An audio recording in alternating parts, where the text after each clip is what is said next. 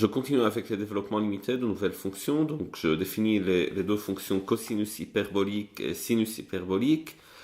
Alors, la fonction cosinus hyperbolique est définie par l'expression suivante. Donc, cosinus hyperbolique de x, c'est exponentielle x plus exponentielle moins x sur 2.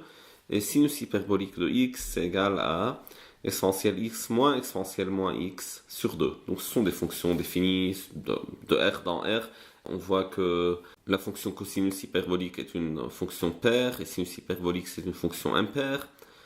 On voit que la dérivée de la fonction cosinus hyperbolique, si je dérive la fonction, alors j'aurai donc la dérivée de exponentielle x, ça donne exponentielle x, la dérivée de exponentielle moins x, ça donne moins exponentielle moins x, et le 1,5 reste 1,5 en facteur, et donc la dérivée de la fonction cosinus hyperbolique, c'est la fonction sinus hyperbolique.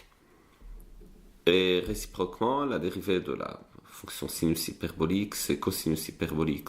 Il est aussi immédiat si vous remplacez ici dans cosinus hyperbolique le x par 0, ça vous donne 1. Donc je peux dire cosinus hyperbolique de 0 égale 1. Et si vous remplacez le x par 0, donc dans sinus hyperbolique x, vous aurez 0. Alors, le développement limité de la fonction sinus hyperbolique. Comme d'habitude, il faut calculer les dérivées successives de sinus hyperbolique. Je fais le développement limité ou la formule de Taylor au voisinage de 0. Donc j'évalue les dérivées en 0 et je remplace dans cette expression-là, comme on le fait à chaque fois. Et donc déjà, il faut évaluer la fonction en 0. Donc f de 0, c'est sinus hyperbolique de 0, on vient de le dire, c'est 0. Et puis les dérivées successives de la fonction sinus hyperbolique, c'est cosinus hyperbolique, sinus hyperbolique, cosinus hyperbolique, sinus hyperbolique, etc. Comme dans le cas de cosinus et sinus, mais on n'a pas le moins qui apparaît à chaque fois.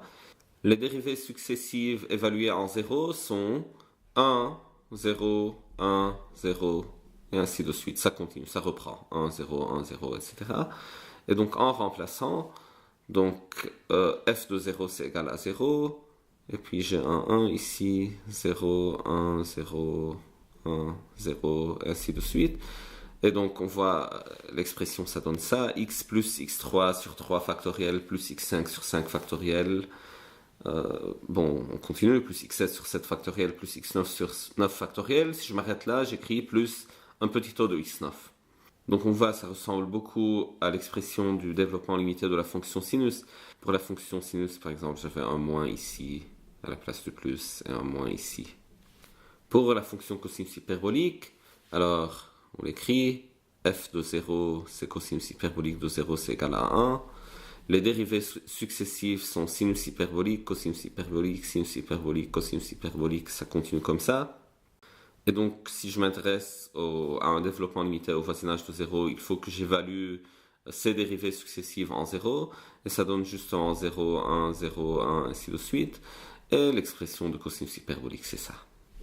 Au voisinage de 0, cosinus hyperbolique de x égale 1 plus x2 sur 2 plus x4 sur 24 plus x6 sur 6 factoriel plus x8 sur 8 factoriel. Si je m'arrête là, je mets un petit taux de x8 plus petit taux de x8.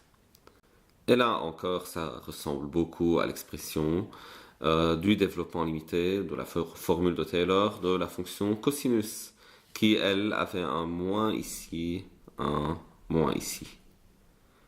Et que peut-on dire de la fonction kx donne 1 sur 1 moins x? Et donc c'est une fonction qui est définie sur tout R privé de 1. Donc c'est le seul point où elle n'est pas définie, c'est le point 1, parce que le dénominateur ici va s'annuler. Mais sinon, elle est définie sur R, elle est dérivable, je peux calculer les dérivées, etc. Et donc si je m'intéresse encore une fois à un développement limité au voisinage de 0, et donc il faut calculer f de 0 déjà, donc f de 0 c'est égal à 1, c'est clair. Et puis les dérivées successives sont, donc la dérivée première de 1 sur 1 moins x, c'est moins 1 sur 1 moins x2 fois moins 1, la dérivée de 1 moins x par rapport à x. Donc le moins fois moins, ça donne plus, et c'est ça l'expression. F seconde, donc il faut dériver 1 moins x2 à la puissance moins 2. Donc c'est moins 2 fois 1 moins x2 à la puissance moins 3 fois moins 1. Et donc ça donne ça. Et voilà, ainsi, ça c'est l'expression de dérivée successive. On peut le vérifier facilement. Donc il faut dériver 1 moins x à la puissance n, c'est n fois 1 moins x à la puissance n moins 1 fois moins 1. Et le n, c'est à chaque fois moins 2, moins 3, moins 4, moins 5, etc. Quand on évalue en 0, ça donne la suite 1, 1, 2 factoriel, 3 factoriel, 4 factoriel, ainsi de suite. On peut continuer autant qu'on veut. Et donc quand on remplace ici, ça donne 1, 1, 2 factoriel, 3 factoriel, 4 factoriel, ainsi de suite. Et donc les factoriels vont se simplifier et on reste avec cette expression-là. Pour 1 sur 1 moins x, c'est 1 plus x2 plus x3, etc. Maintenant, je considère f de x est égal à 1 plus x à la puissance alpha et je m'intéresse aussi à un développement limité au voisinage de 0. Notez d'abord que si alpha est un entier naturel, alors par exemple alpha égale 2 ou 3, alors f de x dans ce cas est un polynôme. Et donc, on peut juste développer ce polynôme, sera fini, et puis on a le développement limité, si vous voulez. On ne s'intéresse pas trop à la notion de développement limité quand la fonction est un polynôme, parce que le développement limité, c'est clair, c'est le polynôme lui-même. Et donc ici, ce serait plus intéressant d'avoir un alpha qui est un non entier, par exemple, un demi, ou un tiers, par exemple. Si alpha égale 1 demi, je m'intéresse à la fonction kx donne racine de 1 plus x. Si alpha égale 1 tiers, c'est la fonction kx donne racine cubique de 1 plus x. Ou si alpha égale moins 1, donc c'est la fonction kx donne 1 sur 1 plus x. Pour n'importe quel alpha que je me fixe, donc la fonction f est définie au voisinage de 0, et donc je peux m'intéresser au développement limité au voisinage de 0. D'abord calculer f de 0, c'est égal à 1 plus 0 à la puissance alpha, c'est 1 à la puissance alpha, c'est égal à 1. Il faut calculer les dérivées successives. La dérivée de 1 plus x à la puissance alpha, c'est alpha 1 plus x à la puissance alpha moins 1. Et sa dérivée, c'est alpha alpha moins 1, 1 plus x à la puissance alpha moins 2. Et ainsi de suite.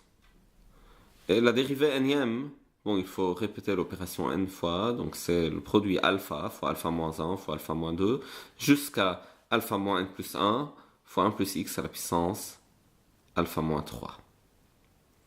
Donc quand j'évalue en 0, la suite de dérivées successives, c'est alpha, alpha, alpha moins 1, alpha, alpha moins 1, alpha moins 2, et ainsi de suite. Et donc, si on veut le développement limité, jusqu'à l'ordre n, disons, donc ce sera ça. Développement limité de 1 plus x à la puissance alpha au voisinage de 0, c'est 1 plus alpha x, plus alpha, alpha moins 1, x2 sur 2 factoriel, et ainsi de suite. Si je m'arrête à l'ordre n, le coefficient de xn sur n factoriel, c'est justement ce terme, alpha, alpha moins 1, alpha moins 2, jusqu'à alpha moins n plus 1. Et donc ça marche pour n'importe quel alpha, donc en particulier ici, pour alpha égale 1 demi, remplacer alpha par 1 demi et ça donne ça. Donc 1 plus x sur 2 moins x2 sur 8 plus x3 sur 16. Donc si vous voulez une approximation de la racine carrée de 1 plus x lorsque x est petit, vous pouvez par exemple utiliser cette expression-là, par exemple. Et de même, racine cubique de 1 plus x, donc c'est 1 plus x à la puissance 1 tiers, donc ici c'est alpha égale 1 tiers. Et lorsque vous remplacez ici alpha par 1 tiers, vous obtenez ça si vous vous intéressez à un développement jusqu'à l'ordre 3. Un autre exemple. Alors, f de x est égal à ln de 1 plus x, logarithme népérien de 1 plus x. Donc la chose qu'il faut connaître à propos du logarithme népérien, c'est log de 1 égale 0, et la dérivée de log népérien de x, c'est 1 sur x.